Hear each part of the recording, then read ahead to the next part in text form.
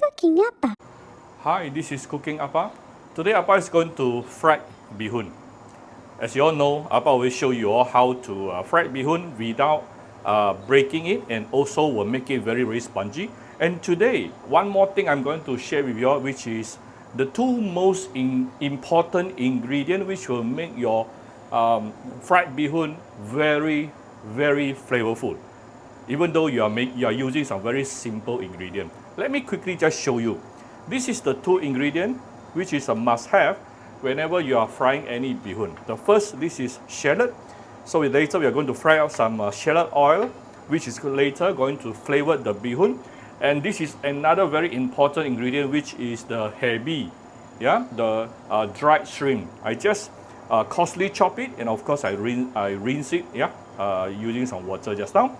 And I have a bit of cabbage slice, just to give it a bit of veggie, and 3 pieces of beehoon. A lot of people ask me which brand of beehoon Appa like to use. I can show you. This is not a sponsored video. This is the beehoon I like to use. Okay, you can get it many places. All right, so let me show you how to do it. Not difficult at all. Next thing, you're going to prepare boiling water, and also this is any pot with a cover. Later I will show you why you need it. So first we will give it a little bit of oil inside the boiling water, and next thing, going to put in the beehoon. This is good for about 3 person, and you only put in the beehoon once the water become boiling, and we will actually cook it for exactly 1 minute.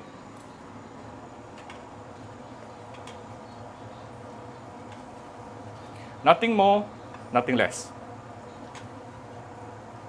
So this step here is actually very important if you want to make your beehoon very springy. And that's what many of you wanted, isn't it? 1 second, 1 minute, yeah, 60 seconds. And you want to get ready your pot.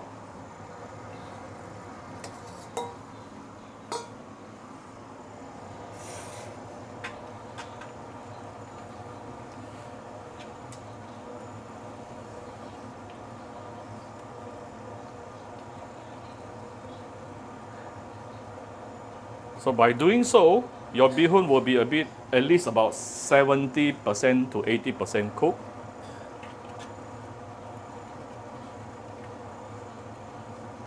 All right, this is 60 seconds. I'm going to take it out and put it inside the pot we prepared aside just now.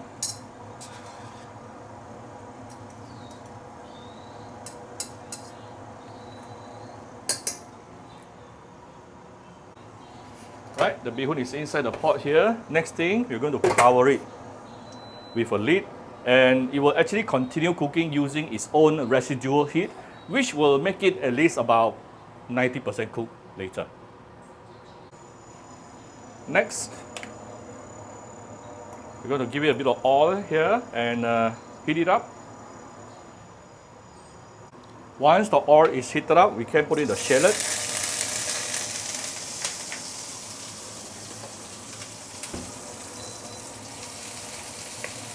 Oops, some beehoon here.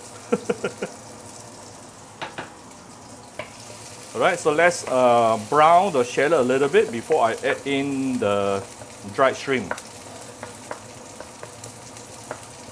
We come back shortly. This is not even 1 minute. It already started to brown. My oil is quite hot today, so I lower down the heat a bit. Then I'm putting in the dried shrimp. Now it's on a medium-high heat, yeah? And I shall continue saute this for another probably about 20-30 seconds before we continue. We'll come back shortly again. Wow, very fragrant. All right. Then we put in the veggie. Actually, normally they will put tauge, but my wife doesn't like tauge.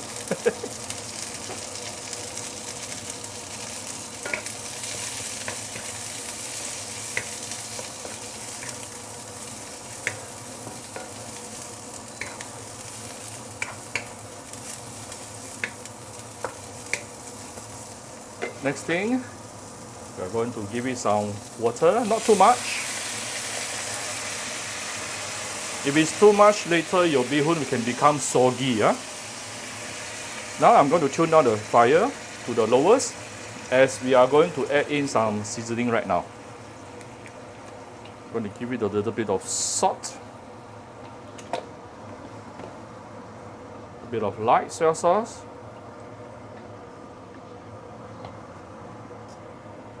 a bit of my favorite Vietnamese fish sauce.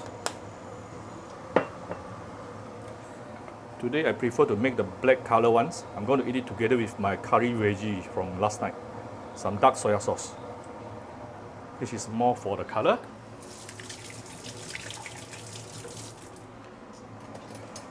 For those who have cooking apple chicken stock powder, you can put it in right now. Optional. Or you can straight away use chicken stock. Now we can raise the fire to probably medium low. Or medium lah. Medium should be fine.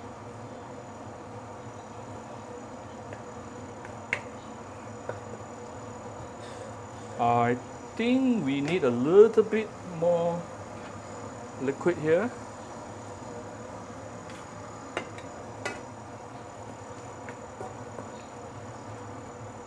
Right, the veggie is basically softened.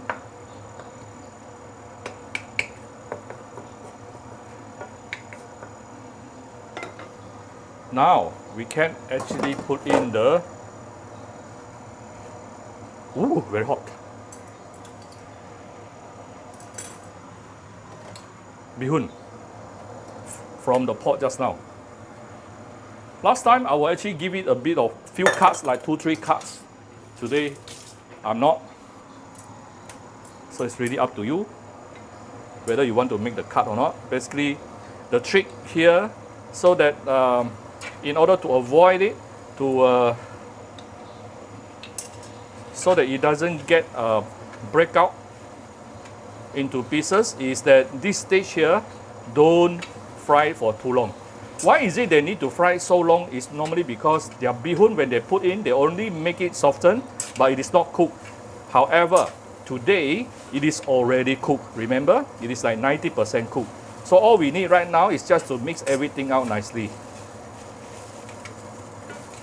So it won't break, yeah? It will break only because you stir too much in this step. See, almost done. You just want the flavor to, the beehoon to nicely absorb the flavor, the broth just now.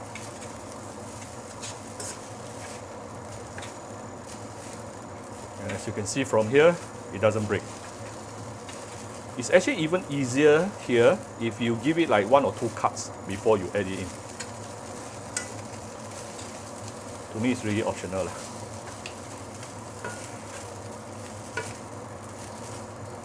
Alright, almost done.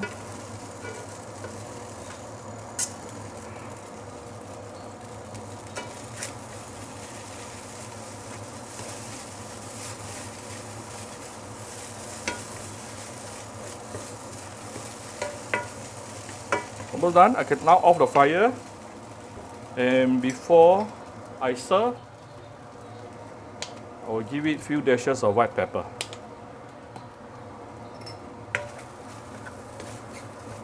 Done.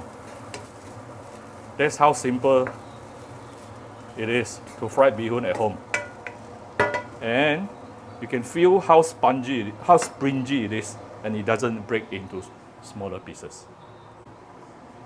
So here's my serving plate. Here's the beehoon.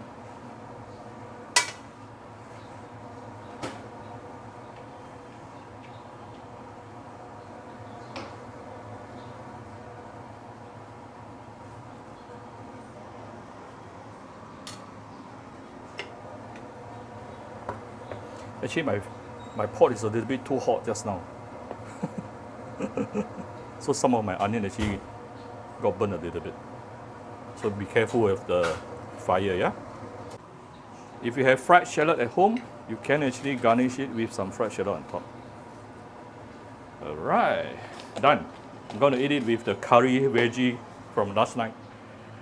So I hope you like my very simple video today. If you like my video, do share my video on the Facebook to your friends. Come to Cooking Appa Facebook fan page to click like and follow button. Follow up on Instagram and subscribe to Cooking Appa YouTube channel. Thank you very much. Bye-bye.